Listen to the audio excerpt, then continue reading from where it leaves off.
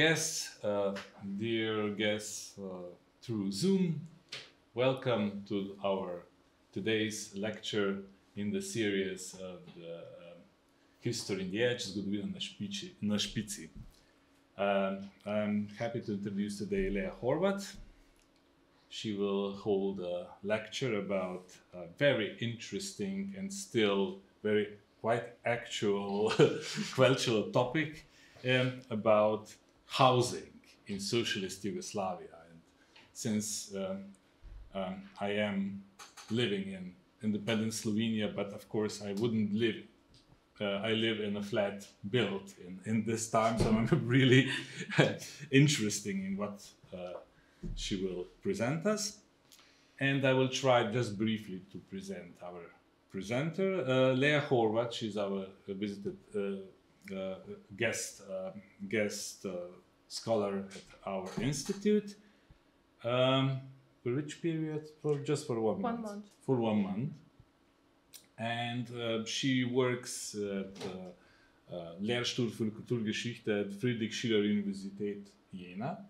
So she has a career in German, in the German academic space. And she comes from Zagreb. She was studying literature and history of art in Zagreb. And then she was also studying in, as much as I know, Berlin and Hamburg for the doctoral studies. And she will actually present her topic of this lecture is basically her PhD topic and the topic of the new book that will come in following months or in fall, yeah. In fall, so stay tuned to that. And I think it's let's just start with the lecture, and I invite everyone also through Zoom to ask the questions. Yeah, thank you. Thank you so much for the introduction and for having me here. I just have to say in the beginning I started my fellowship with COVID here, so I still have a bit of shortness of breath, so I will try to take things slowly, so be patient with me. And as I did in Koper, so we have this tradition at the University of Vienna when we have like a guest lecture, so we start with 3 things why we look forward to the lecture, and I will do the same here. And first is, so I really like the title of the series, so I think when I saw some colleagues presenting here, and I thought, oh, it's really nice, like this very edgy title, kind of History on the Edge. I'm very glad to be part of it. Second reason would be, so I get to talk about my book, so I have the title of the cover of the book. I finished my PhD in 2022 at the University of Hamburg, and so the book will come out with Böhlau Verlag. It will be in German, unfortunately, this fall. And so I was thinking about what to talk, what should I talk about today, because so I cannot give you the summary of the book because the book is not done yet, but I'm just done with my PhD project, so it's a bit kind of weird timing to talk about the project because I cannot change much at this stage. So I will share some reflections for this in-between period. So it won't be like a very straightforward summary of my PhD, but it also won't be like a book talk. So something in between. And maybe to ask you, do you recognize the neighborhood at the cover? Does someone know where this is? Which republic? So we'll get to this in my lecture, but maybe you'll recognize it. It's not Slovenia, I can say this. And third reason is that I get to talk in front of the audience that's familiar with mass housing. And as Marko said in introduction, some of you probably live in these estates, and I'm really interested in your perspectives. And it's always kind of, I do a bit of broader picture, but I really like to zoom in and hear what people think about these neighborhoods and what experience do they have. So I'm a bit nervous, so maybe you will see. So because I don't know so much about Slovenian context, but yeah, I'm really interested in your experiences.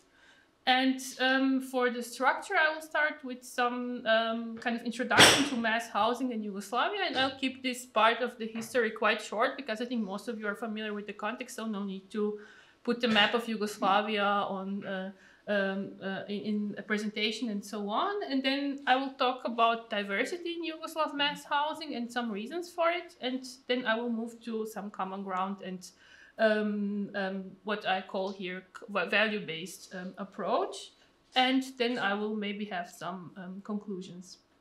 So let's start with the context and mass housing. So mass housing has quite a long history, and it could be traced back to however you want, basically, but for example, to ancient Rome and these buildings called insulae, where you would have several apartments in multi-story buildings for rent, and it was meant for poor people. So it was kind of urban housing. But the concept of mass housing really took off in 19th century with Industrial Revolution. Oops, yeah, so this is one of the examples from Berlin, so-called Mietskaserne, or like a military, it's not a military estate, but for rent, where you would have the maximum of dwellers in a building. So then you would have like these inner courtyards that would be quite dark because the owners try to maximize the space and put as much as possible apartments in this one structure. And then there were some ideas how to reform this approach, especially in early 20th century. So one branch was so-called Red Vienna in 1920s, where you would, this is one of the examples, so-called, or the name of this building is Karl-Marx-Hof. You can still visit it in Vienna. So as you see, apartments for many, but with better standard than this Mietskaserne. So more light, more hygienic kind of apartments. And in Germany, at the same time, there were attempts to build this kind of housing in framework of Bauhaus and also Neues Frankfurt, what you see on the other side.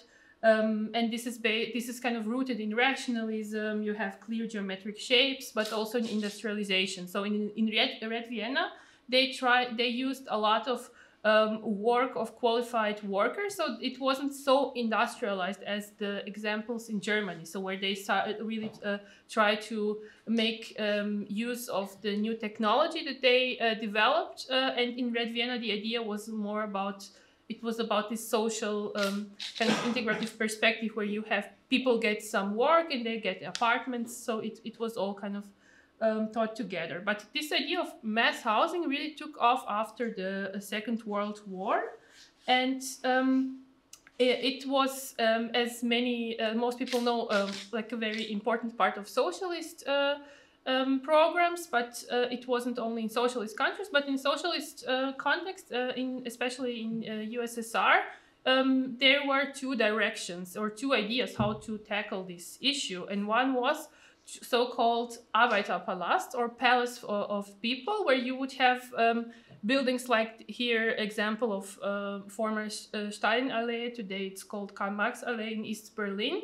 Very ornamented, decorated buildings, quite representative, but they were also quite expensive to produce. So there was this idea we need a lot of housing for people, but this was developing quite slowly. But it had a certain quite high standard, and these buildings are still very popular, I would say, at least in Berlin. And the second approach after Stalin's death was Khrushchev's approach and kind of turned in the discussion in profession of architecture towards what interwar period already kind of developed, was this idea to build cheaply and to use new technologies and to develop this kind of panel building where you would have big panels and then build them together and reduce costs. And this idea of reducing costs meant there would be much more apartments, but the standard wouldn't be so high at the moment. And so it was kind of a compromise, and the idea was to reduce any costs for too much decoration and stuff like this, but then you would get more apartments. And these Hrushchevka apartments, they also they were built, they had like 5 floors to avoid building elevator, because this was also something that was quite expensive to build. And so, but mass housing wasn't built just in socialist countries, but also in social democracies in Western and Northern Europe and in the United States. But it didn't have like it wasn't such a success story, and it had mostly shorter life. And here you see one example from Sweden. So they had so-called million program. So the idea was to build million apartments in the period of 50s and 60s, and here you see one of the neighborhoods that were built in this period. And in the United States, this is a so-called project. So these housing settlements were called projects, and they were built for poor population, and they were also racially segregated. And maybe some of you are familiar with this infamous example of Pruitt-Igoe neighborhood that was demolished in 1973 after a serious decay in this kind of housing. And one of the famous theoreticians of architecture, Charles Jencks, called this moment the end of like a modern architecture. It was kind of the beginning of postmodern, because he said this is we see how that this modern project failed. And so you can also see a video of this scene. So it's kind of this image is very present and quite it kind of has lasting effect on mass housing. And mass housing lives still today, so it's still built in many countries. Maybe you saw some examples for example, from China. It's quite widespread, and I won't go so much into this, but it's not like something that belongs just to the history, but it also has some current life and maybe, I hope, some future. And so I will go now to Yugoslav case. I won't talk so much about the context. So as you know, industrialization after the Second World War, self-management. So I don't have to spend too many words, I think, on these issues in front of this audience here. And also an important aspect, growing decentralization, what you will see also in some of the slides I prepared. And so the question for this part of the lecture, or what I was thinking about, was the question that I got a lot of times during my PhD when I presented this in front of mostly German audience, would be like, is there the Yugoslav mass housing? So is there some like Yugoslav style that connects all republics, and can you see the development of this?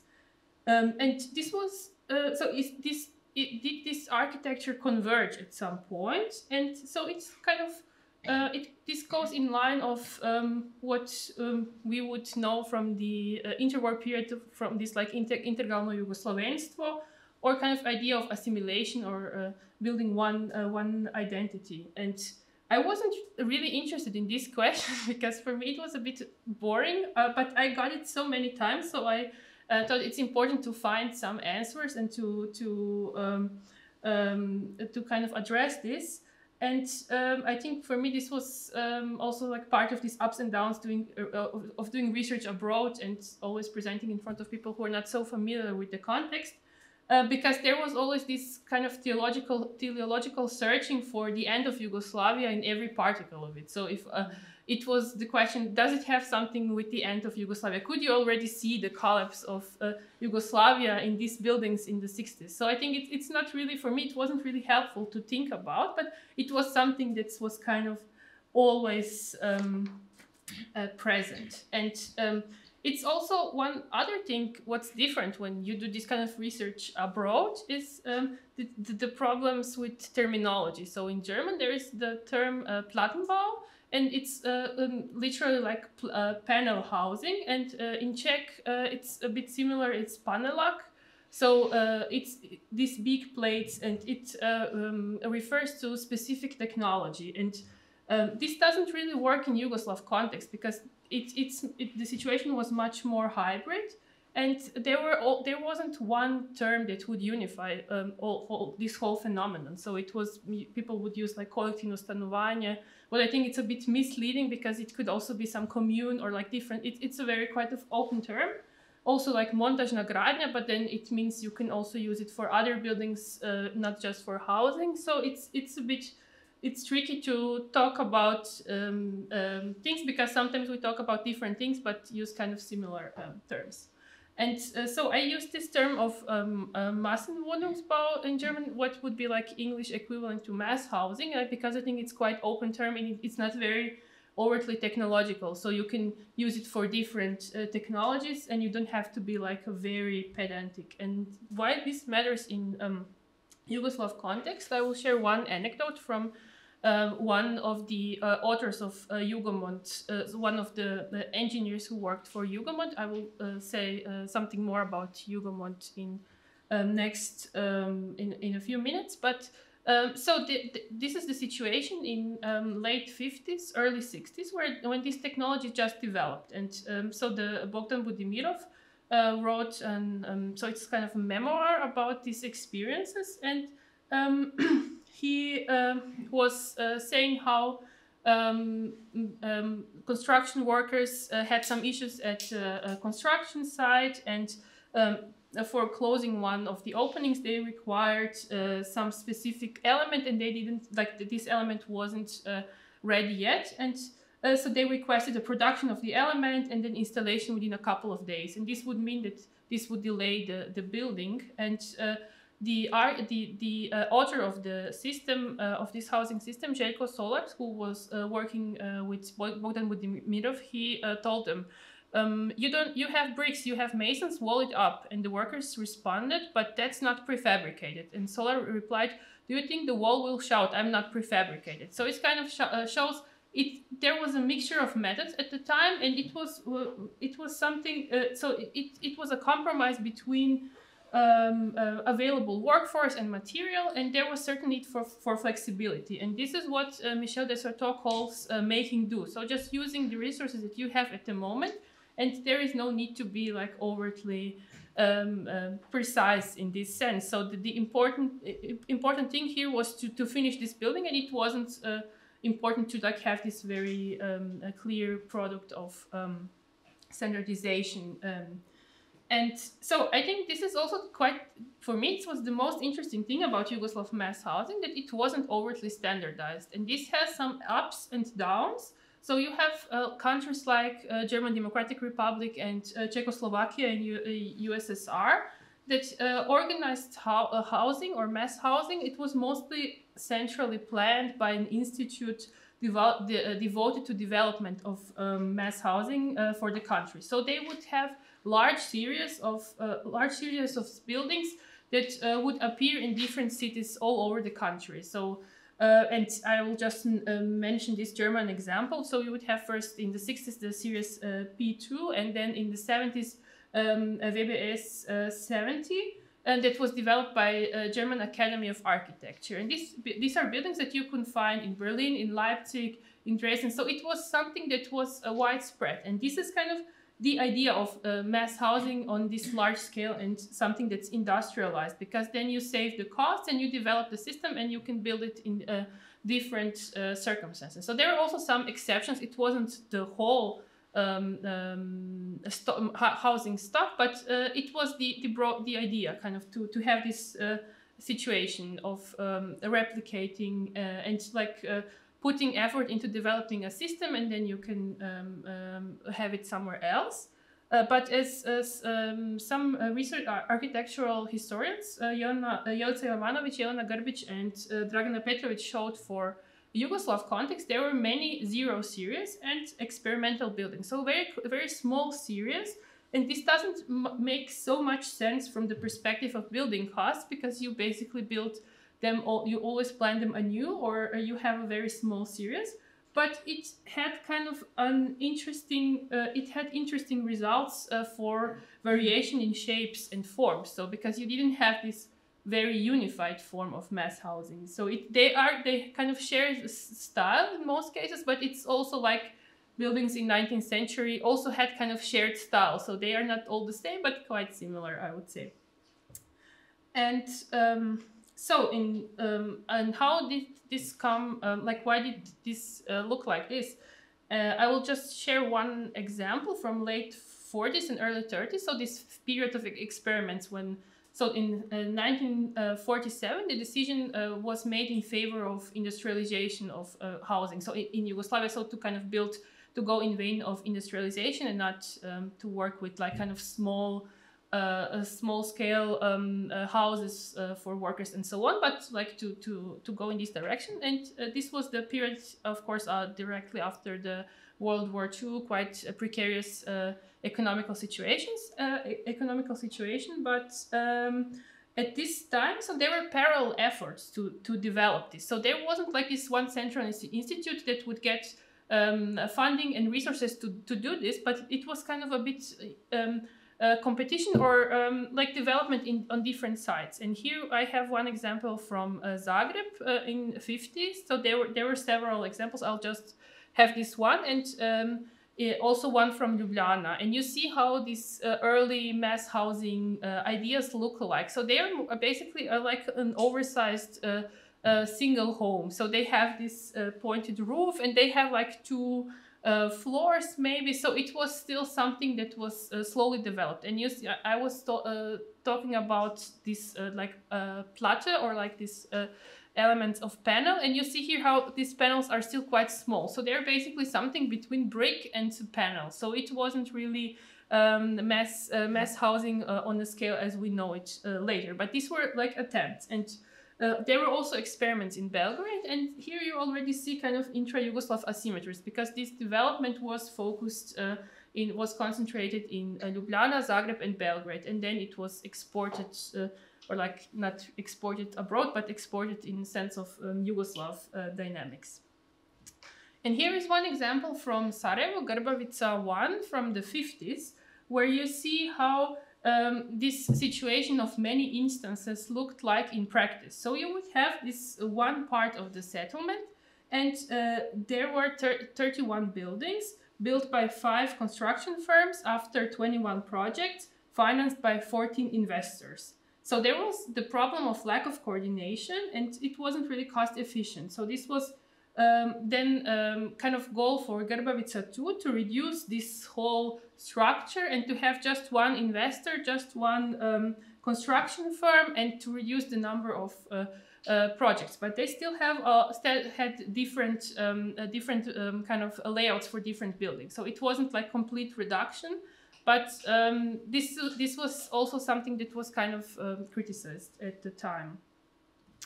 And now I will say something, I will come back to Jugomont, a construction company that combined research and marketing and being a construction firm in Zagreb. And they were set out to produce industrialized mass housing. And they were quite successful and big in like this period of early 60s, and then afterwards it didn't work so much. But I will just talk about this initial period where you have they had different series, and so the idea was, or the idea of kind of ongoing improvement. So you have this U59 that looks like a bit like the examples that I showed from Ljubljana and Zagreb, this early development. Again, this high-pitched roof, not many floors, and it's kind of the beginning. And then they had like this idea of U60, that they had this panel, but the panel was quite complicated. So it had several layers, and it was really difficult for workers to put it together in a kind of correct way. So you had to have experienced workers, and this wasn't the case at the time. So they went with another change to the system, was this U61, when they had like very simple panels, and it was much easier to construct, to put them together on the construction site. And this is like what is the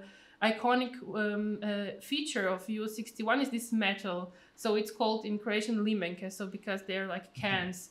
this is made of metal, but of aluminum. And the idea was this, as I said, this ongoing improvement. And they said, so in 30 years we hope to we will have more materials, and we can easily kind of change it up. So the idea was to kind of to replace these materials with something better. So it was this very modernist thinking of progress and improvement. And so what I said about marketing, they had their own magazine, and they also commissioned photographer to photograph their buildings.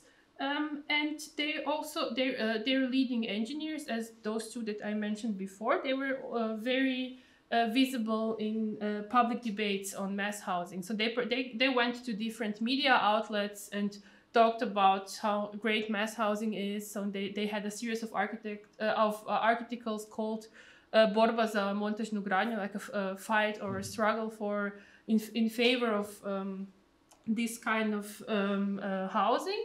And so it was kind of connected with it was kind of a metaphor of this uncompromising stance on mass housing, and fight against traditionalism and old-fashioned notions of architecture, but also the need to constantly improve themselves. But what wasn't really spelled out was this need to compete against the others on the market. So it was sometimes a bit between the lines, but it wasn't, of course, like on the forefront.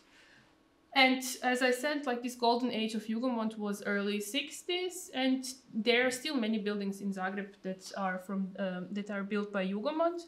And then this Bogdan Budimirov, who I mentioned, the author of the memoir, he moved eventually to West Germany, and then he came back in I think in the 90s.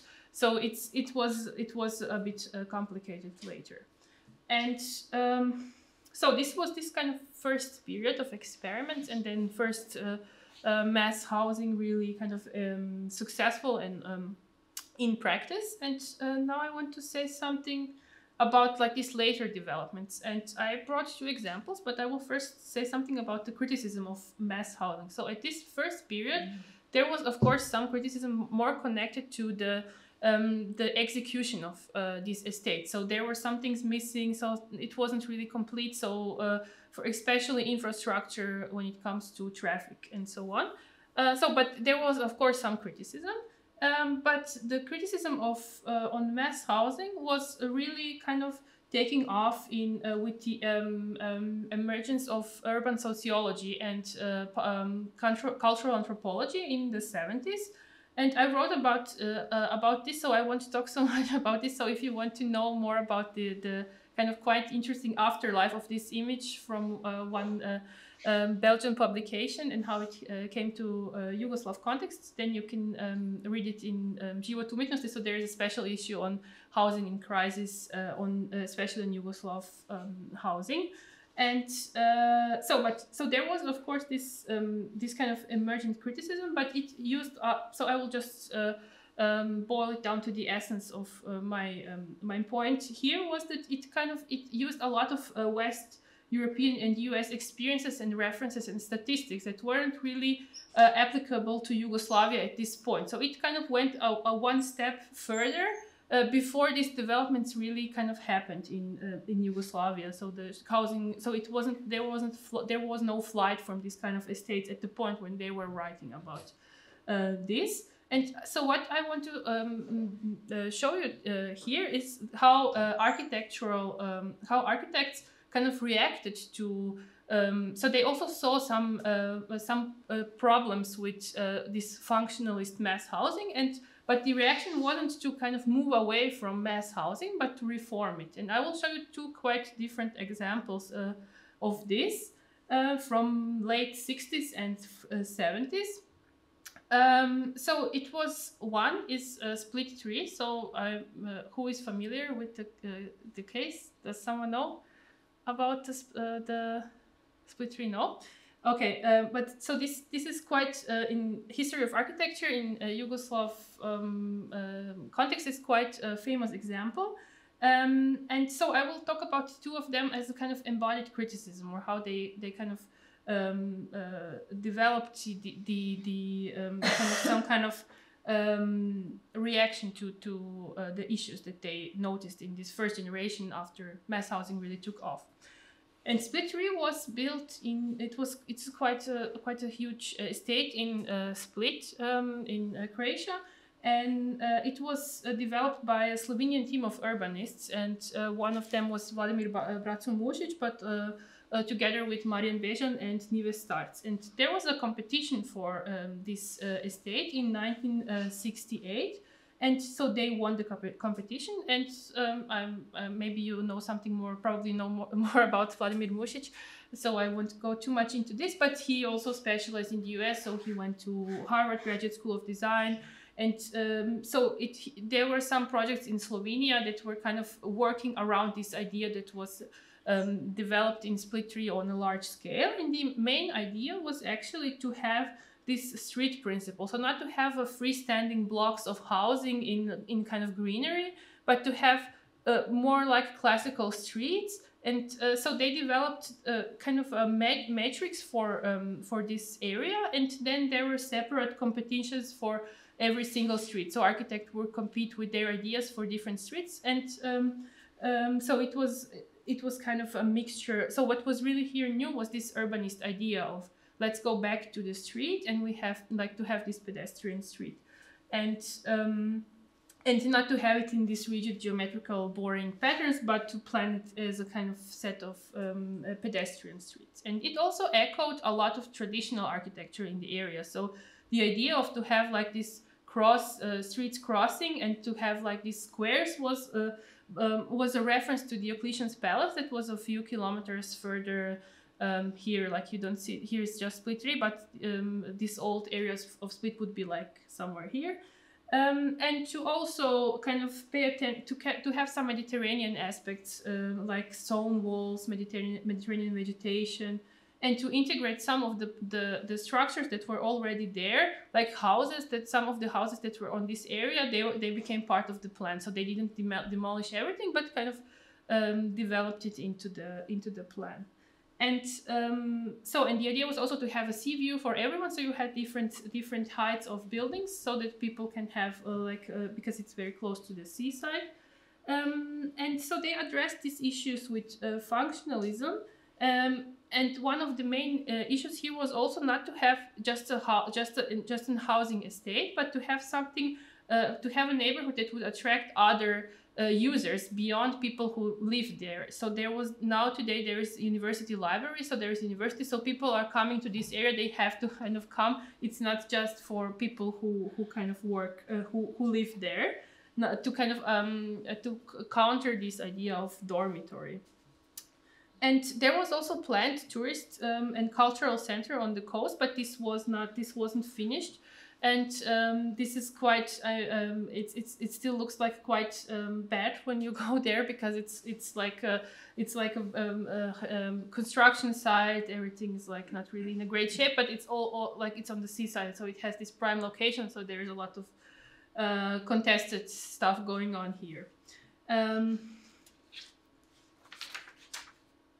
Yeah, so, and there was this idea of variety of housing. So you see like this kind of housing, and you see this kind of housing in different kind of architectural developments that kind of brought together high rises with single family homes. It was also kind of in vein with the reforms of socialist Yugoslavia, this market liberalization in the 60s, where this kind of different kind of socialist inequality became more pronounced. And this one of the examples, but there are also some other examples. They try to kind of still have this common ground, or like kind of this common this framework of mass housing, but they integrated different options for different statuses of people. So it wasn't just like this kind of one kind of building, and it was in most cases smaller buildings or single homes were more prestigious or were like perceived like this.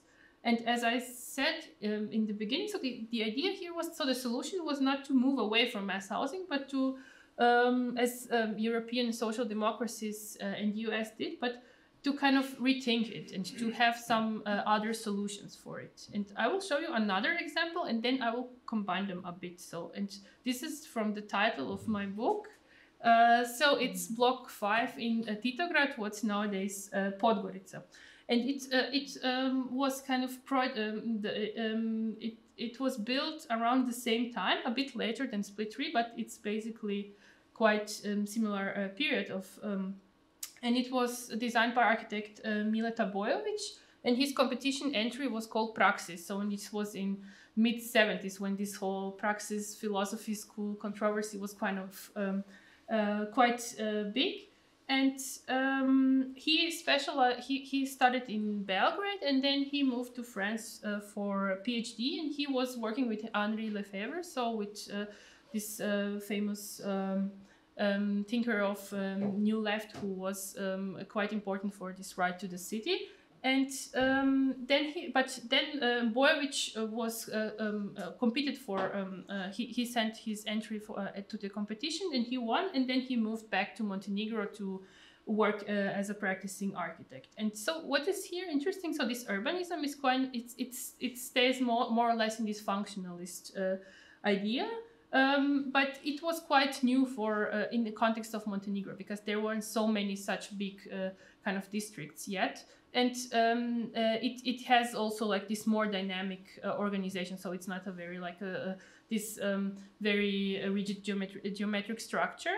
But what was kind of and this was made by urbanist Tupa Vukotic, so it wasn't the work of Bojovic. But what was kind of really inventive here was the interpretation of self-management. So the idea was to have apartments that are very customizable. So you would have just walls in around like this sanitary area, like a bathroom, that have to be like this, and everything else was kind of movable. And the idea was to get together with the owner, or like not the owner, but people who were living there, and to discuss with them what kind of layout do they need, and then to make it together. So this was the kind of the offer that the architect made. If you want, like when we know who will live there, you can come to me and we will kind of discuss what kind of layout do you need. So it was very kind of important for the architect to address the needs of of people who live there, and this kind of didn't work out so much. So there were some cases where this exchange happened, but it wasn't like it wasn't happening on large scale, because the like this local government wasn't so eager to kind of facilitate this whole process. So because it would be much more work for them. And there are also some technical innovations. So this quite increased span, so that you could kind of move these walls around. So you need to kind of experiment with different kinds of construction. And this was quite considered risky, especially because this is an earthquake area. And there was one quite big earthquake in 1979, so a few years after this building construction started. But it went quite well for this estate. And there was also some intra-Yugoslav arbitrage system with experts from Macedonia, because they were like experts for these earthquake areas, to make sure that this is safe to build, and it was safe. But still, it's a kind of it was also very it wasn't going smoothly within the architectural community back there. And now I want to talk about different reception of these two cases. So you have Split Tree, that was quite early, very critically acclaimed, and it got a Borba Award for architecture. And I don't know if you're familiar with, so you're definitely familiar with Borba magazine, but they also had this award for architecture, and so they were awarded in 1974. And this was, as Ines Stolici, architectural historian, notes, this was quite a successful alliance of architectural profession and mass media, because the project that would get this award would get kind of a lot of publicity in Yugoslavia, and people were talking about this. But also many renowned scholars visited this area, such as Jane Jacobs, and she wrote in like this guest book, Split Tree makes me feel so optimistic. Thank you. I already look forward to returning for another look. And So, and Jane Jacobs is quite famous for her book, The Death and Life of Great American Cities from 1961, where she wrote against car-centric planning and kind of she was quite interested in how to revive a community. And then you have her visiting Split Tree and saying, this is a great example of things I'm writing about. So it's a kind of an interesting turn that this history took. And so there were also some other peoples, I won't go so much into this, who visited Split Tree. But there was like a lot of professional interest generated around 2010. There was a monograph on Frano Gotovac, so he's the architect of this one building that I showed. It's called Krstarica, or like cruiser. There were many articles by architectural historians on single architects and buildings in this area. And then, like in late 2010s, there was an episode of documentary series Slumber in Concrete. I don't know if someone watched. Yeah, Betonski Spavači. And there was like one episode. It was kind of very high quality production for Croatian national TV about socialist architectural heritage. And one whole episode was kind of about this Split Tree. And the culmination was the exhibition in New York in a Museum of Modern Art, toward the Concrete Utopia, Architecture in Yugoslavia. So you probably kind of got this media buzz about this, where it was curated by Martino Stierli and Vladimir Kulic. And Split Tree has quite a prominent place in the video. I will show you. Edge. Oh yeah, sorry. So this is a teaser for the. I need. Just can I have a tone, or is it sound is not?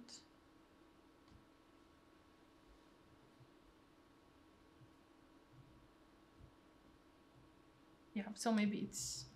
You will just have a video, but I will. So this is Split Tree. I will show you this as well. This is Belgrade.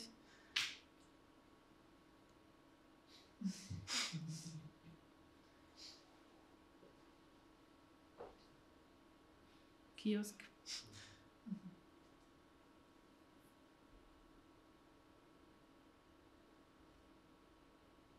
Split Tree again. This is Montenegro.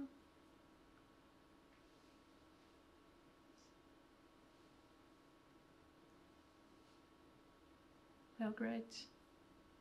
Again, Split Tree. As well. This is a hotel.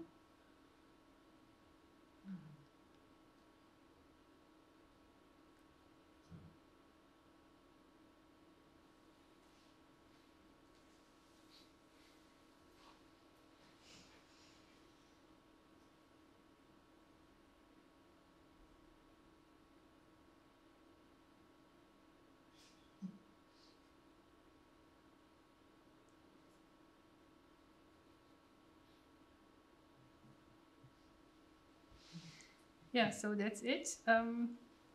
I will go back here to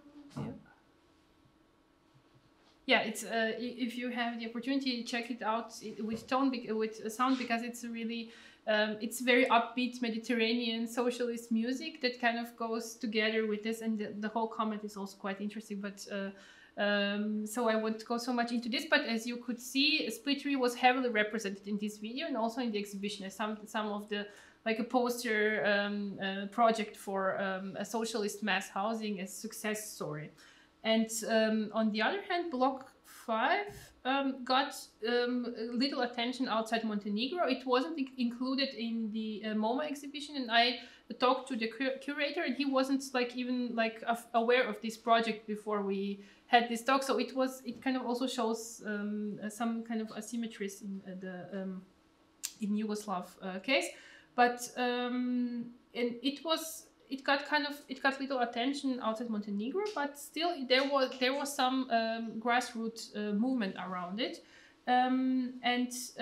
Especially around the NGO Kana, and this is a reference to Svetlana Kana-Radovic, another quite prominent architect from Montenegro, and she was kind of so the NGO was reacting to the idea that of certain investors to build some high rise in block 5. So there was the idea to build like some huge towers, like I think it was like 20-story towers in this housing estate. And so they mobilized people in the block 5 and managed to organize grassroots protests. And this was the kind of their slogan, block is ours and you've been like your opinion matters too. And here you see the organizers in block 5 having an info stand to and kind of talking to people there. So they eventually managed to stop this project. So there was no huge tower happening here. But what kind of this comparison tells us, so there was a variety of context-sensitive approaches at the time to this issue of how to reform mass housing. As we saw, like in Split was different approach than here. So there were different ideas, and both of them had connections to international community. So we had this connection with US in first case, in the second case, connection with Paris. But there are also kind of intra-Yugoslav epistemic asymmetries, and decentralization was certainly kind of important part of this, but also different regimes of visibility in architectural press and media outlets, where we see that Titograd was a capital of one of the republics, but it kind of still stayed a periphery in this sense. So I just wanted to show this example, and now I will move to the last part about values and value-centric. So I'm not really using this value-centric in my work, but this is something that I'm kind of reflecting on later, and I'm interested in your opinion on this. So about value-centric perspectives, or like kind of ideas about common ground, I think so, because when we talk about mass housing, there is a lot of images that kind of come from this West European American context of ghetto, kind of some very negative stereotypes that surround these projects, because in US, as I showed, these projects massively failed and they were also underfinanced, and it was something that was built for underserved communities. So it was already something like some kind of social help, and it wasn't some standard kind of housing. And in France, it was a bit different situation. I won't go much into this because it's quite complex, but there was very like rapid erosion of image of mass housing in the 60s. So it had like a very success story in the beginning, but the story changed very quickly. And I will talk about different values that we can kind of talk about in Yugoslav context. And I will start with this value of kind of having an apartment and getting an apartment, and the importance of to kind of historicize what this meant in 60s. And so the as one of the most prominent researchers on social inequality, Ivan Seleni, wrote in Urban Inequalities Under State Socialism. So this main difference between socialist mass housing and mass housing in other contexts, is in socialist context, it wasn't something for underprivileged. So there was no logic of deprivation. So you wouldn't have like kind of social assistance to vulnerable groups in most cases. So there was a fund for like specific cases to tackle these issues as well. But it was like more, it wasn't really a reward, but kind of more something that was conceptualized as a part of this standard package of socialist kind of good life. So in socialist theory, it was human right, but I think in practice, it didn't really extend to this, because there were always more people who wanted to have an apartment than people who really got it in the end. And getting an apartment meant something, and especially in the 60s, when this wasn't the case on a mass scale. So I'm having here this one example from late 60s, because so you would have, I mean, some of you probably know this much better than me. So you would have more people who would apply for an apartment than people who would get it. And the question was how to determine in which order should people get the apartment. And there was this instrument of waiting list, and so there is quite interesting research from Soviet context from Stephen Harris, who worked a lot with this waiting list. I worked a bit with this, but not so much. So where he states this is kind of it shows where one stands in the society. So because you see the criteria are something that was kind of important and it was valued. And in socialist Yugoslavia, it was.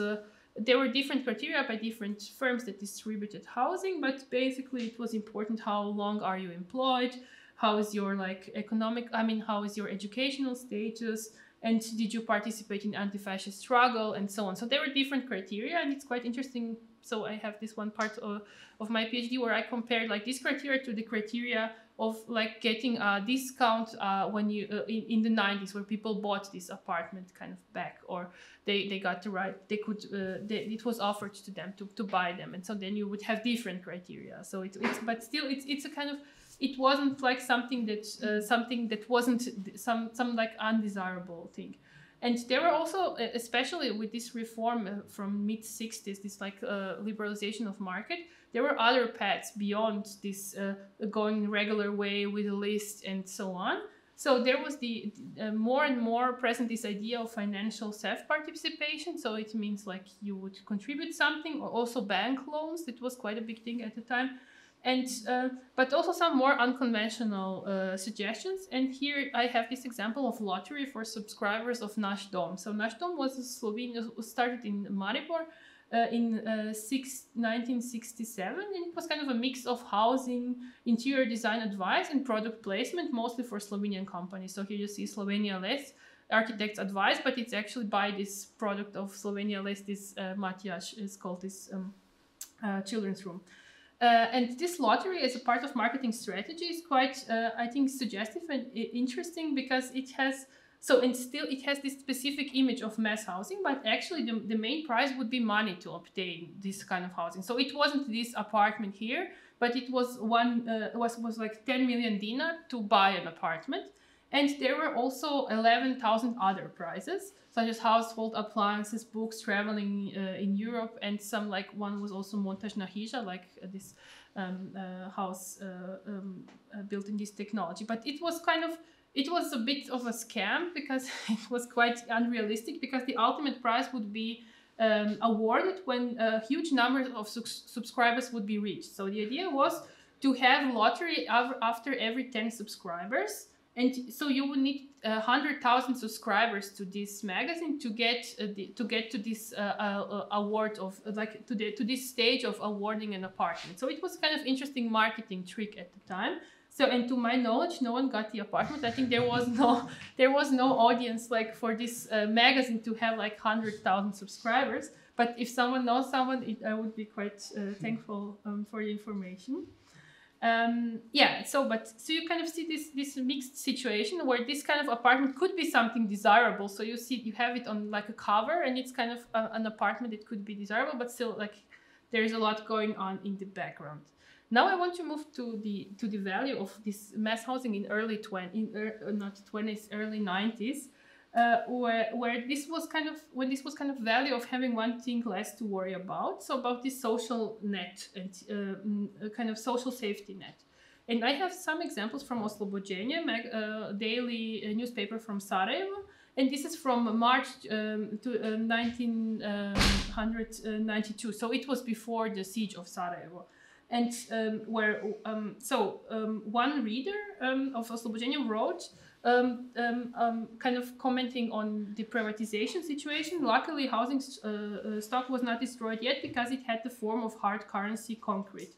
And so this was the idea that this is in a phase of the economical and political crisis. So there is still something to hold on to, and kind of there is some value that's accumulated in this kind of housing. And this is what I kind of took for my title of the book, because I thought it's kind of interesting to have this value aspect here. And another feature is what I have here, is also from Oslobođenje, where you have like this subtitle Betonsko ruglo, or kind of concrete monster, and it's clear that it refers to this and not to this. So because this is this new structure that was built overnight, kind of privatization of public space in mass housing, and it's not like this. And it was very clear to everyone who read it at the moment. So I just and if I show it like in I don't know, West German context, people wouldn't be like very, for them, like 100% clear that this is what is meant here. And of course, so there is also other side. I won't go into this because I don't have much time left, but about mass housing in war and the situation of ethnic cleansing and the differentiation that happened within mass housing estates. So there is a lot of things going on, especially after the wars, where there was like kind of differentiation within, for example, New Belgrade, where you would have neighborhoods that are much more desirable than the others, and it has some connections to refugees and to shopping malls, but I won't go now too much into this. And also this whole discourse of New Belgrade as a ghetto and kind of capital of crime and corruption that emerged in the movies in the 90s. But so there is also, I don't want to just like tell this nice story of values, but there is also this other thing that we should acknowledge. And then this is kind of now this final part. In 2000s, there was a new recognition around like 2000s until now, I would say, new recognition of mass housing estates as something that has different kind of values. And there is a value of architectural heritage, but also value of public space and community. And there are different kind of projects that emerged and initiatives from and about this. And one would be like this kind of interest in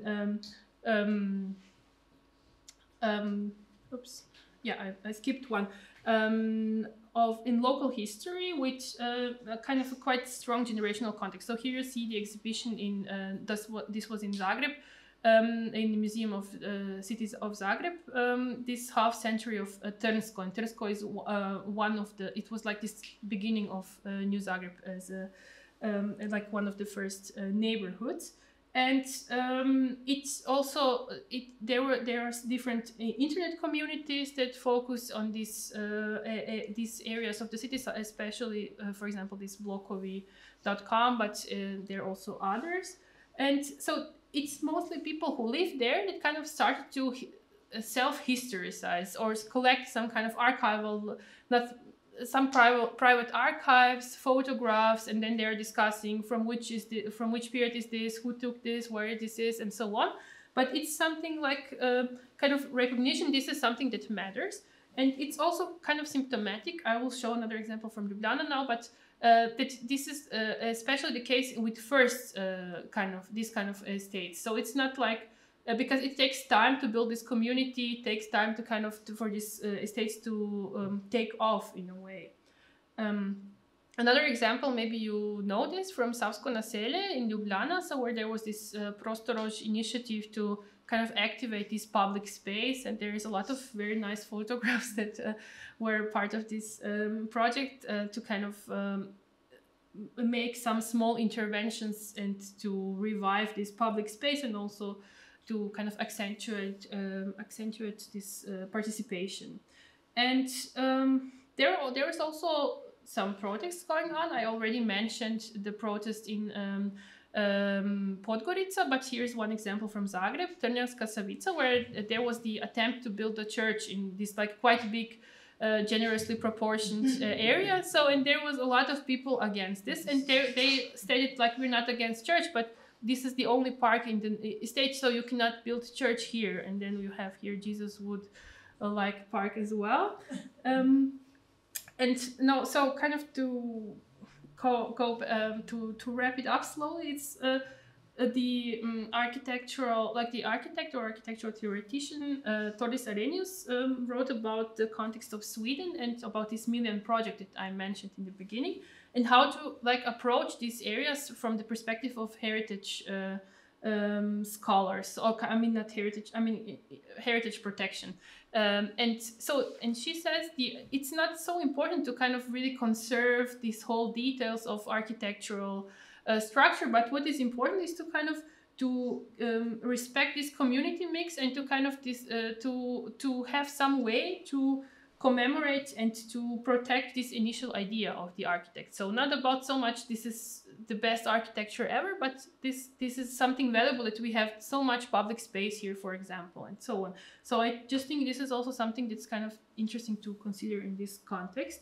And in Zagreb, there was some unexpected new value that was kind of connected to the earthquake in 2020, when this kind of housing became more desirable than this housing in historical city center, because this historical city center, this historicism from 19th century was quite vulnerable to earthquake, and mass housing was basically more or less untouched. So people didn't really even like feel it in this so strongly as this was the case in the city center. So this is something also to consider when we talk about Yugoslav context, and most areas here are in like this earthquake zone.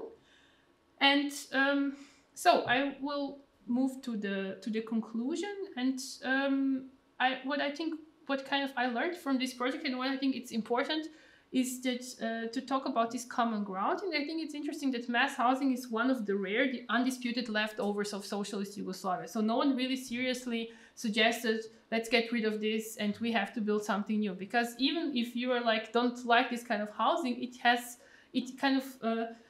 some value, and it kind of can absorb some social issues with the lack of housing. And there is a variety all over post-Yugoslav space, but there is still this kind of housing is still, I would argue, some ultimate socialist urban experience that connects different cities in post-Yugoslav space. And it also, they also share some problems of atomized ownership, need for sustainable, innovative solutions for innovation and some future. So some kind of technical issues that kind of connect these examples. And so there was also one, I think, quite interesting kind of take on common ground as a reconciliation on the cover of this short story collection. And this was a competition organized by the Center for Nonviolent Action that works in Belgrade and Sarajevo. And so they have this cycle of publication of short stories. And here's one example from 2016 on reconciliation. And it's published in several languages, as you see. From post-Yugoslav space, and the space, so on the cover, is kind of easily recognizable and identifiable as Sarajevo. So you see these like roses from grenades on the concrete, but there are also many parallels to other places. So you kind of have this common ground, but also with a kind of need to reflect on differences and specifics of certain place. So like, but there is this kind of connection with questions of renovation and the issues around public space and so on. And so in the end, I have like these three points that I want to discuss. And this is what would actually mean to center common ground and values in this kind of research. And I think for me, like, first point would be to be attuned to the history of reception of mass housing and how this changed, to kind of look at not just like from very presentist perspective, but to look at this whole thing through different periods and what this actually meant for different kinds of people at the moment. Then it would be, second would be to be aware of our own prejudices and imagery that we connect with mass housing. And I think this is a kind of the baggage that we bring into our research. And this is kind of connected to where we live or where we used to live, and how do we perceive like this environment, and how did this shape our ideas of good and bad housing. So this is something that's I think quite important. And the third point would be I think it's quite important to acknowledge specifics of kind of local situations and microhistories, microsociologies. I always think it's really beautiful when someone does an exhaustive study of one context.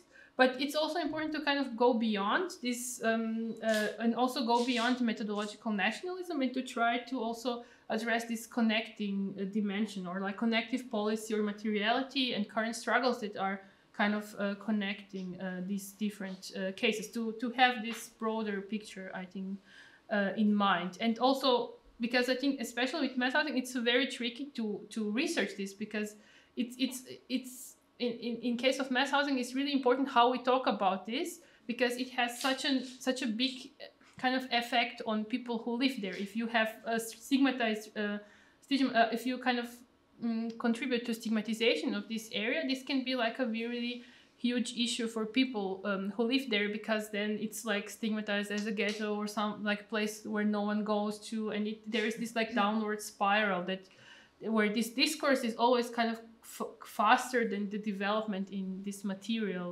sphere or like a social structure of the neighborhood. Yeah, so I would like to conclude here with an image from Fujina, where I live currently, and I really like it. And this is one example from Sarajevo, but I thought it's nice because they're both blue, so we can, I think I can conclude with this, and I'm looking forward to your questions and comments and everything in between. Thank you.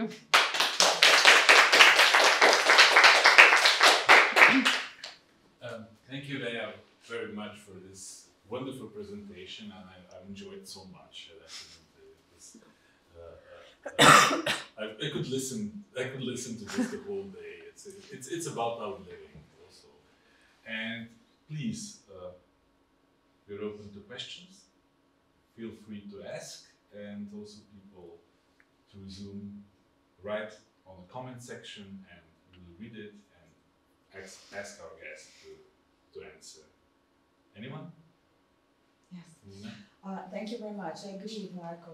It was very illustrative presentation with all of the visual material.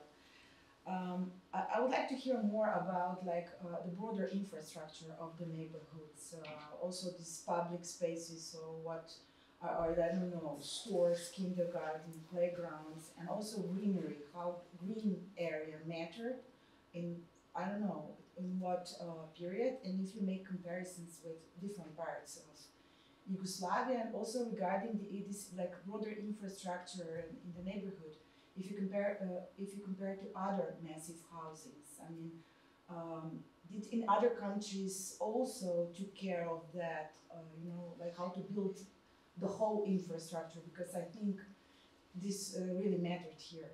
And you mentioned criticism that developed with urban sociology, if I understood correctly. I'm interested to hear maybe a little bit more about it, and also if you follow, I don't know, maybe looked at newspapers or other media to see how, if people criticized at the time when they moved in, if that it was not how it's supposed to be, because this is what we hear nowadays, everything looks perfect, fine, and when you moved in, I don't know, it's leaking, and I don't know, windows are not working correctly, so, or I don't know, maybe, when you say prejudices, I never lived in such a neighborhood, it's true, but for me, the first thing I would be is that it's loud and it smells, that it's kind of, this idea of collective living, maybe, that I have in my head, that you can hear when someone is shouting, when someone is smoking, you know, when someone is cooking something, you can smell it.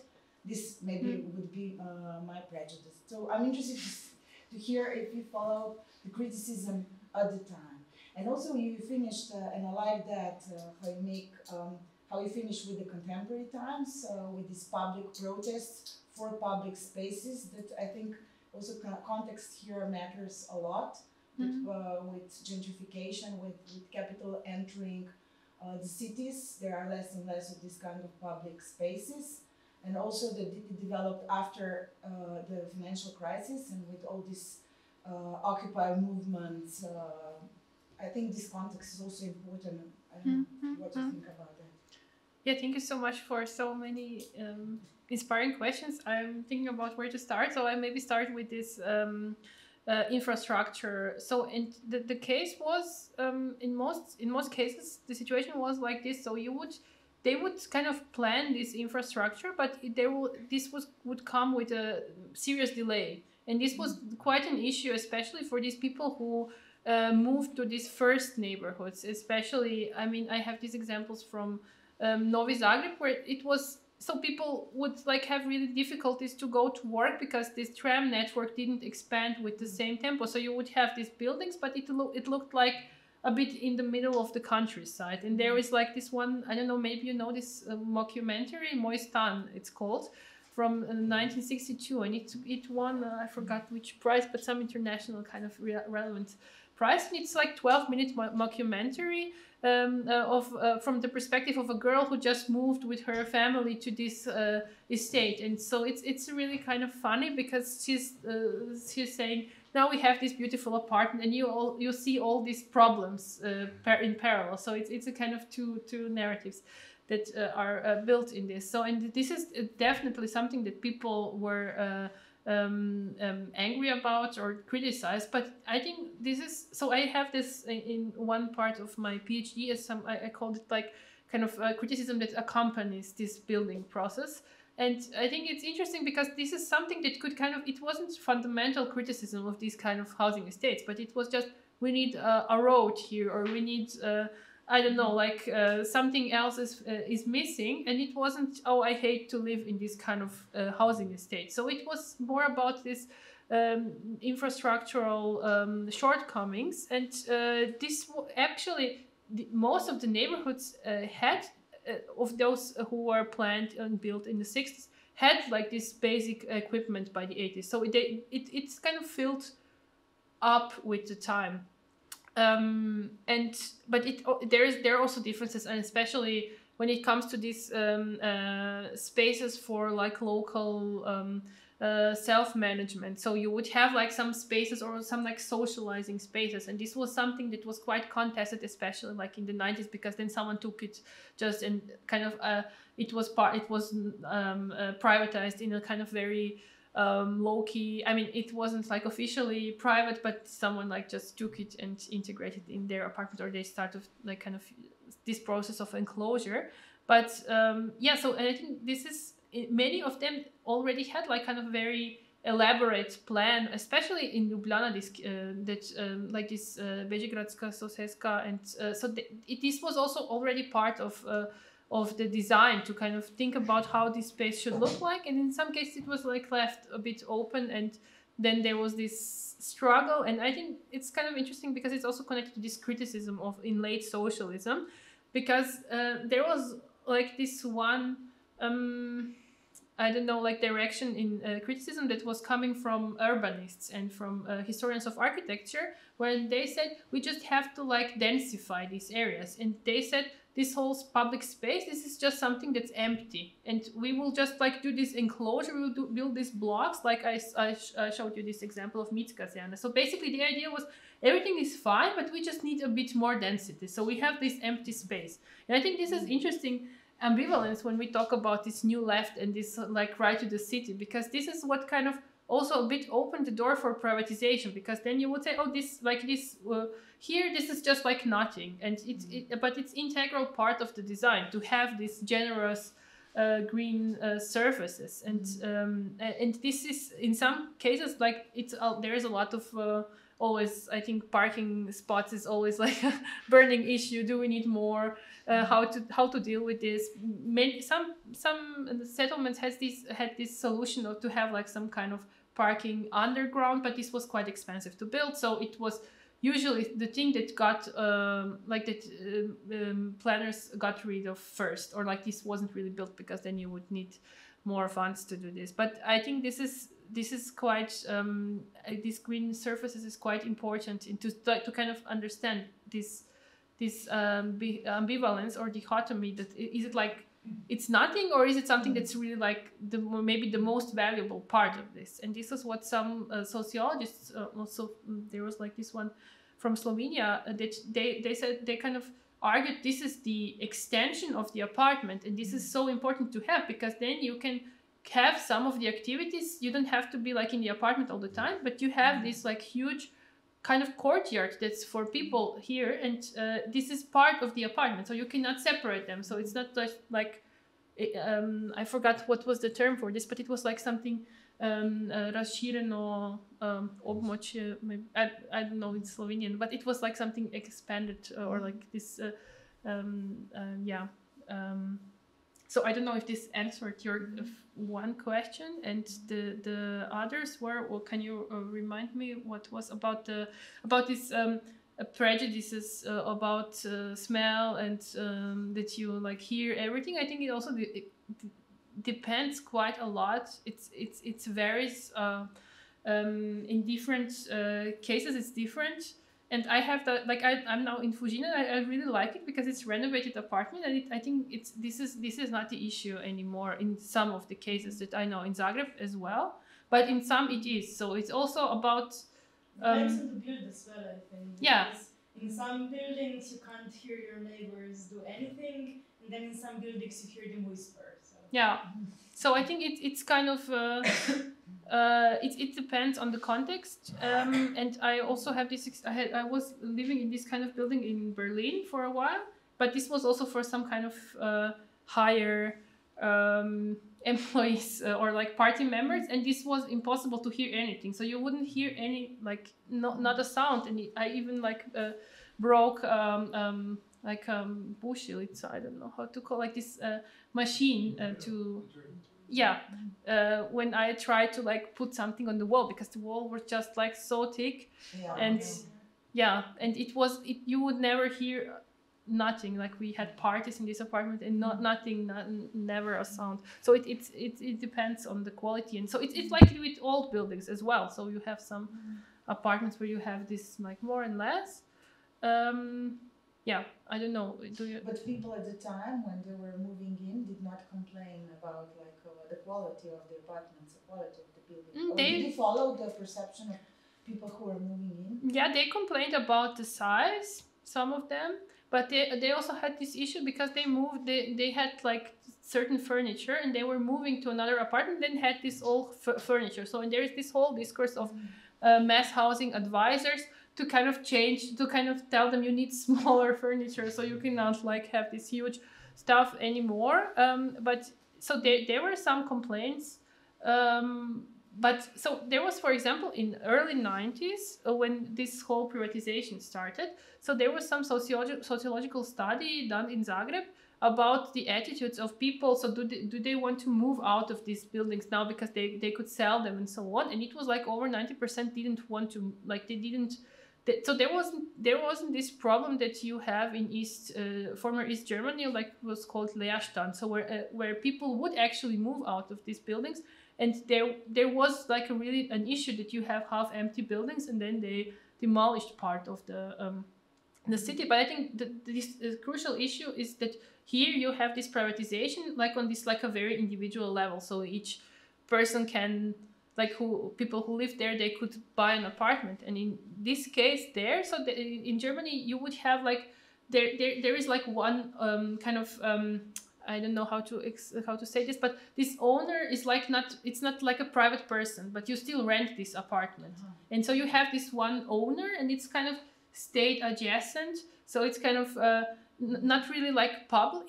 It's kind of public private now. I think I would say maybe. Yeah, Hannah knows more about the German context, but it's you have this. It's much easier when it comes to issues of renovation, because then it's decided and then it's done. But you don't have this attachment to, because it's not people don't own this apartment, so it's a bit different attitudes. So I think it makes some things easier, and then they still most buildings have then this uniform appearance. So you don't have this what's called here nadogradnja, this substructures when people build some balcony. So you cannot build this because it's not your apartment, so you will get kicked out when you build something on it. So it's a different solution to privatization, to this transformation process. And I think this is something that kind of also kept people in this apartment here, because it's this home ownership rate is super high for when it's compared to other contexts. Yeah. Thank you. I hope I answered.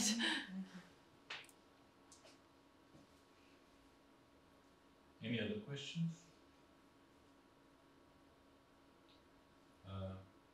I really like that you actually found some initiatives in the later years, especially Prosto Roche. I never knew that they were also internationally renowned, and I think I take this initiative for granted in Ljubljana now, since it's something that back then young architects started, and sociologists, and it's a group of people who are really enthusiastic about connecting communities together. And I was also impressed by this Jane's small remark. And if you have it in Croatia, we also have here this initiative about Jane's Walk, walking through communities, and it's a wonderful way of knowing some renowned architect or some space sociologist trying to show people what they have at all. So I think it was. It also tries to connect, but maybe from Slovenian case, maybe this, as you said, the high ownership status of the apartments shows that, and the scarcity of the apartments. It's also maybe it used to be in the early in the 90s. This is the socialist ugly blocks, but now I think they have quite a value.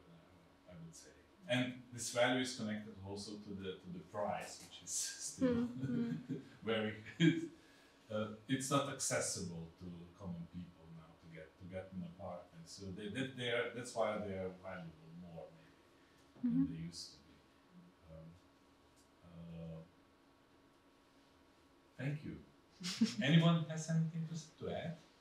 Maybe Please. short, just to follow up on this, for me it was really interesting. Or now it's interesting to think about the differences between the blocks in the former Yugoslav space and the former East German space where I grew up, and I know, like, I saw it, and it's like there's no value in it. It's actually stigmatized as this ghettos, like really like poorer as parts of the city. So this large difference, despite the same initial ideas of the social housing, is really interesting. Yeah, I think as Marco said, when I was young, for example, it kind of was a ghetto, but nowadays if you live in a Fujina or block of flats like this, it's like, oh wow, that's cool. That's really something. I succeeded to buy an apartment, of course, with a mortgage to die for.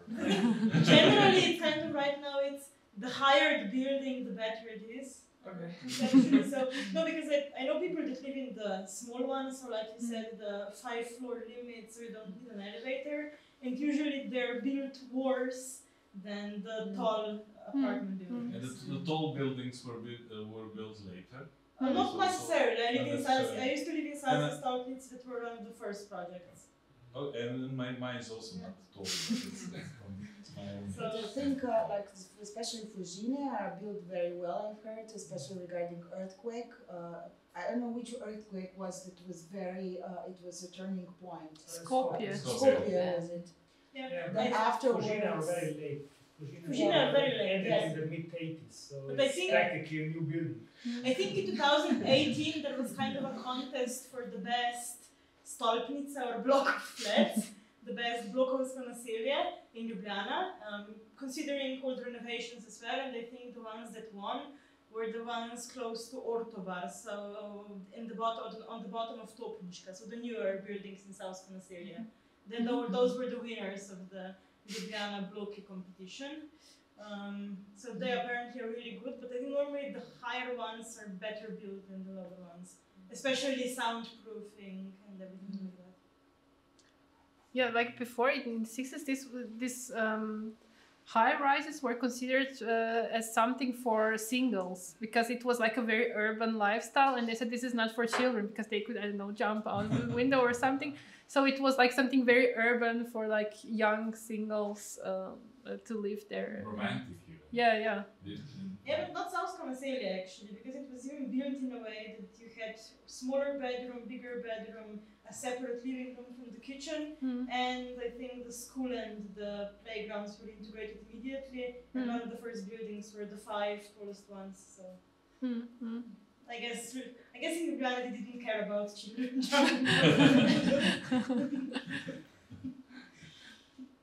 Great. I think we could talk indefinitely, and I propose we will let's talk over coffee. Yeah. I'm sorry those who are on Zoom will not get the coffee, but come here and you will get it. And I have another, and of course I will use the opportunity just to invite you to another lecture that will be very soon, and the lecture it's on Monday, Wednesday 29th of March, and our our visiting scholar, Yugan Cho, I hope I said the right thing, will present a lecture about Yugoslav-Sino relations, and from the position of people on the people-to-people level. That's why I'm really interesting to see it, and please visit us again virtually or in person. So, and I think now it's time just to call it a day. Thank you.